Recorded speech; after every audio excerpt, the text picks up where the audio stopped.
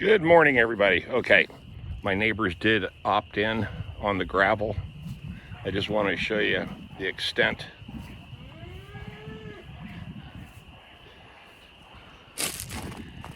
It 8,000, here it is, 8,000 pounds, which was their load, and 8,000 pounds, which was my load, okay? So you got 8 ton, 16,000 pounds of rock at $141 per 8,000 pounds.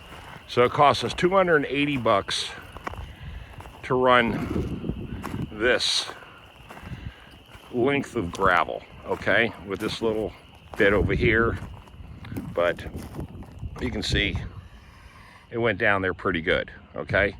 About 80 feet, about 80 feet. Boy, the cows are just damn loud as hell this morning. But okay, so this was yesterday afternoon, getting all of this done right here, another 80 feet. This is 8,000 pounds of rock. From there, we're in front of the van, through here, and I think my stop-off point was right here, okay? This is where I started my little backfill in to get up this muddy area here, okay? Then, as you saw in the video yesterday, I still haven't completed this section right through here. All right, so this is what it looks like. So we'll get to the top of the hill. Plus, the weather report is unpredictable. We're supposed to have gotten the rain today, but then it got shifted for Friday. A big system. You can see it on Doppler going across the East Coast from the Mississippi all the way through Georgia, right on up into Washington and New York and, Maine. It's just this big dual system that's tracking. And they're talking about we're supposed to get some torrential rains, but that was today. But then it got shifted for Friday. Now this morning they're shifting it again. So we don't know really what's going on. Now we know it's coming, but we don't know when. So I also wheat strawed all the exterior parts of the road here where it was coarse, obviously all the mud was showing. And you can see in the video yesterday, I graded, or just kind of took that big ugly muddy berm out of there and flattened this up. And well, of course, water's got to drain, so the land is higher here and it just slopes down, but it was just all this real choppy. It was just from the tire tracks from that bulldozer, okay? And plus too, they have stuff delivered. So this stuff is delivered, and the guy with the tractor, he comes up the road, and of course he comes up the road and comes right across here and boom, drops it off. So this side over here was really, really nasty. It was starting to look like crap. I didn't like it. It's not that I have any responsibility for this side, but for the aesthetics of my place, because as you can see, I fenced off this entire section over here for a reason. I wanted my privacy, because I knew when I started seeing all this stuff that's being accumulated over on this side, and it all is accumulated right here in this corner. And they got 28 acres, but they could, they got, obviously this is where the homestead is, so I put up this for that reason, okay? So I didn't have to look at them when I'm on my side of the fence. But then as I get up towards the front gate here, there's nothing out here, okay? It's clear, but then when you get right in here, it's not. It starts getting pretty horrific. But I digress. Excuse me, I digress. It's early in the morning. I got up here at about 7:30. It's nice and warm. And like I said, we were trying to predict this stupid weather thing, so and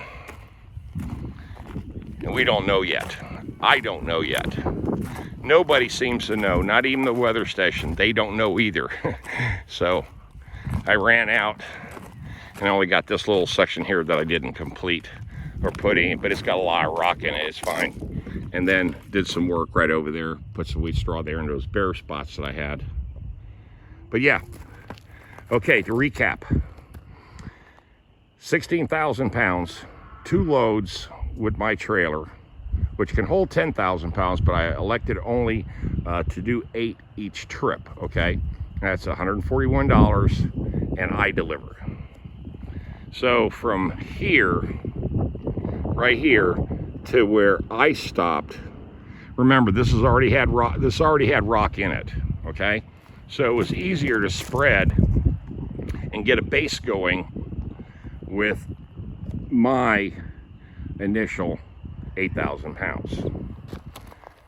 So now, instead of having this real low spot, see, there was this, remember I showed you in the video, I had a big soupy little area right there. Well, I raised that up. Now it's not so bad.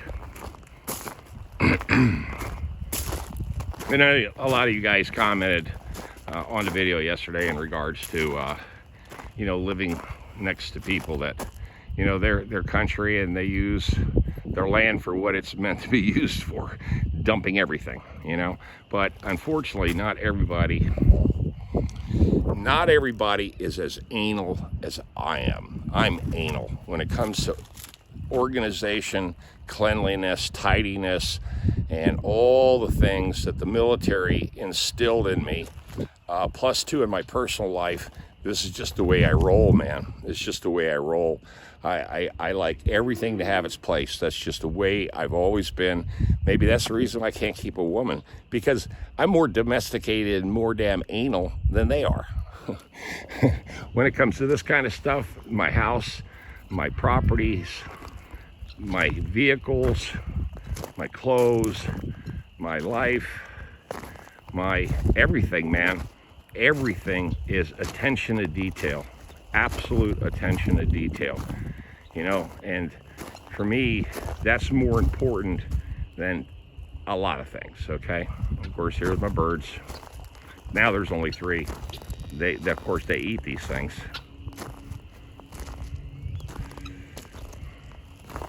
Right, guys?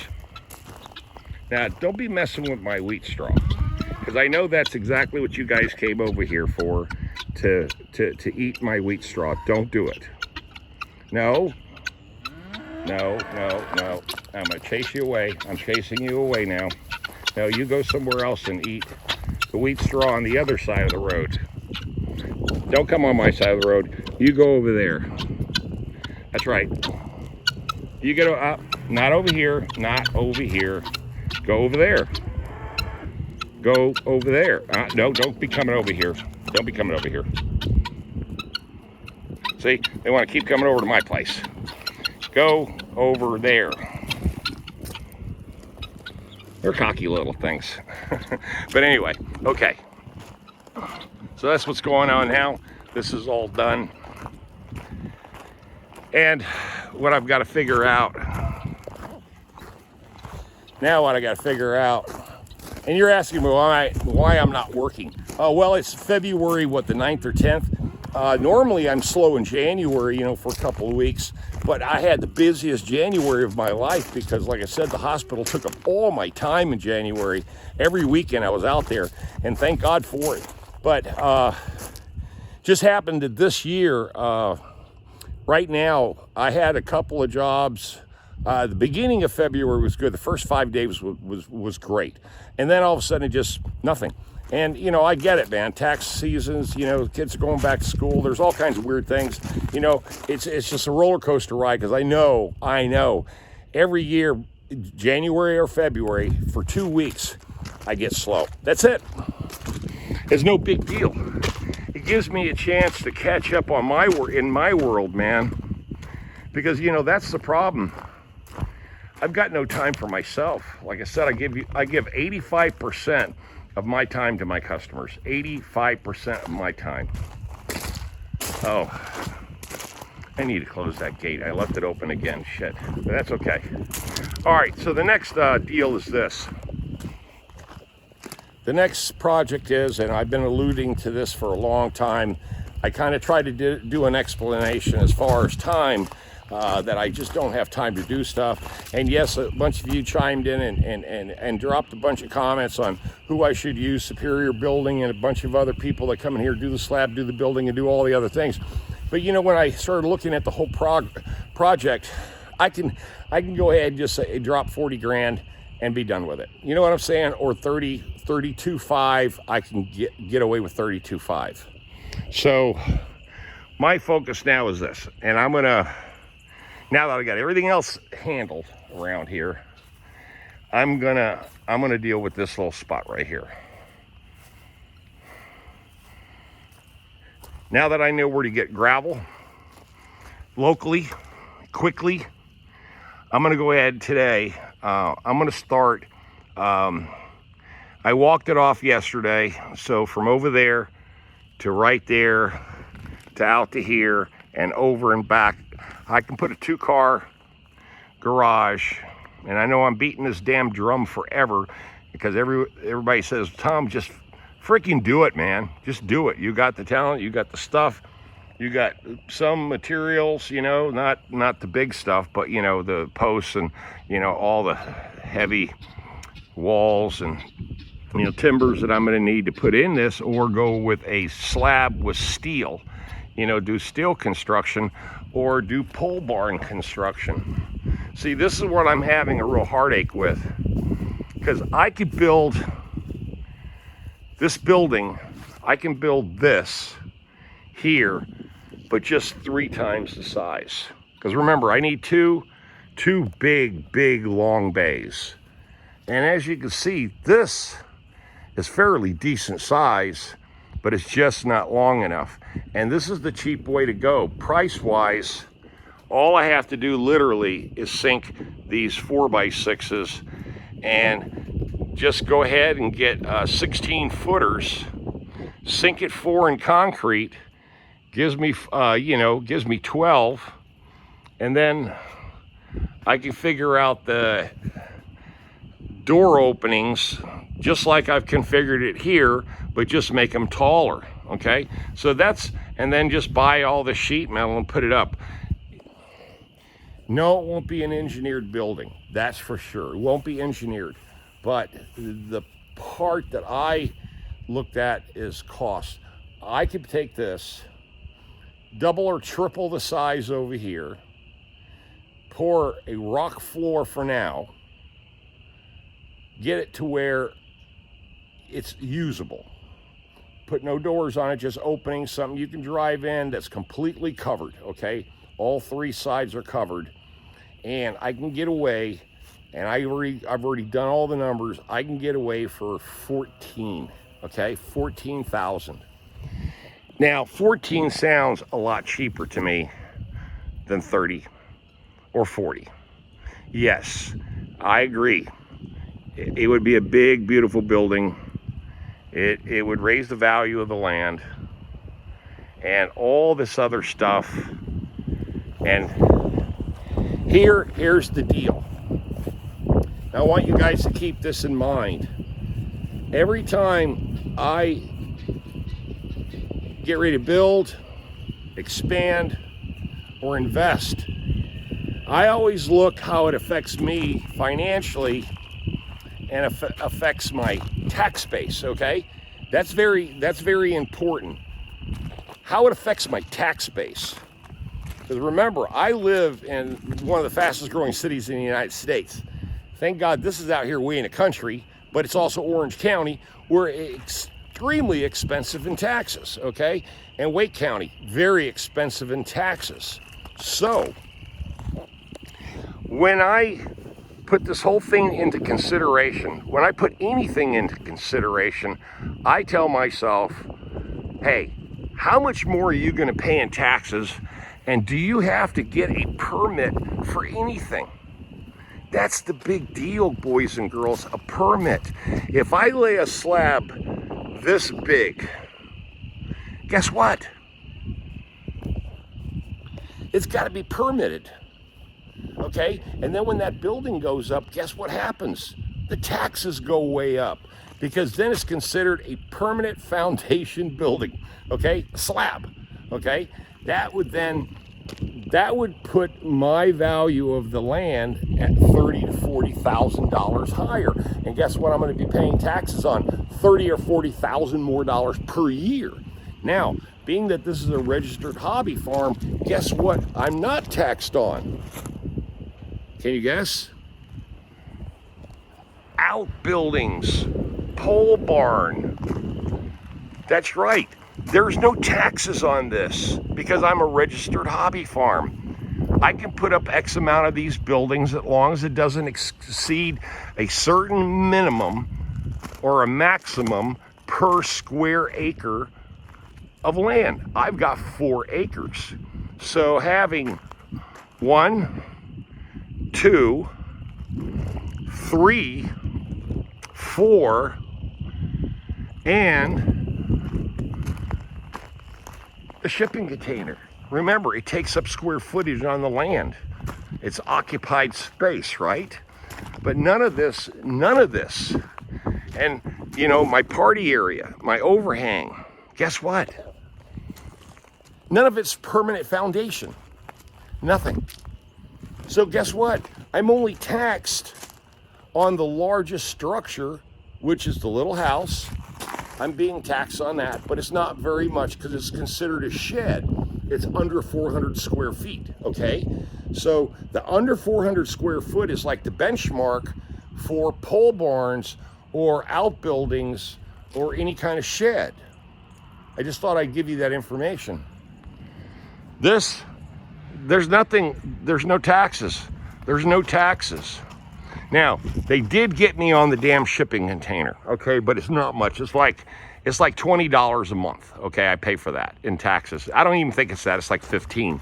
This is, if I remember correctly, this is 35. Let's see, what was the real numbers on this one here? I apologize. I'm paying $5 a month for that, and I'm paying $17 a month for that. And the $400 a year that I pay is for the rest of the land. So you have to do the math, okay?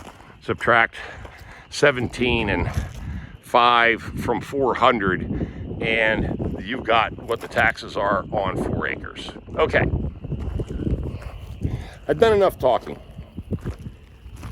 And, you know, again, I look at everything. I micromanage money to the point to where really it's insane. I'm kind of embarrassed, but that's how I've been all my life. I've always been like that because I grew up poor. I grew up very, very poor. And I've always struggling for money. But once I found it and found how to make it, when I got into the car business, because the Army sure didn't pay me nothing. I was broke in the Army all the time. So when I got out of the Army, I saw my first big check, and that was in the car business. So that's what I did for 28 years. And now I got my own business. I really tasted the money, and now I have to be very conservative, because guess what most business owners do in their first 3 years? They go bankrupt. Because you know why? They think they're the man. And they overspend, they buy all this big equipment, they hire these crews, and guess what? When the work doesn't come in, guess what happens to the business? It goes in decline. Because you can't afford all your expensive toys. That's right. That's why I don't indulge in anything that if I can't get a deal on it, I'm not buying a damn thing. That's just the way it is, man. If I can't get a deal on it, it's like this 4 acres, man. I bought it for 10 grand. 10 grand. And that in itself is a freaking huge accomplishment. And then now after 8 years, everything is developed. Everything is clean. Everything is organized. Everything is in its place. Everything is dress right dress. You know what I'm saying? You know what I'm saying, dog? Everything is dress right dress. It's the way I roll, man.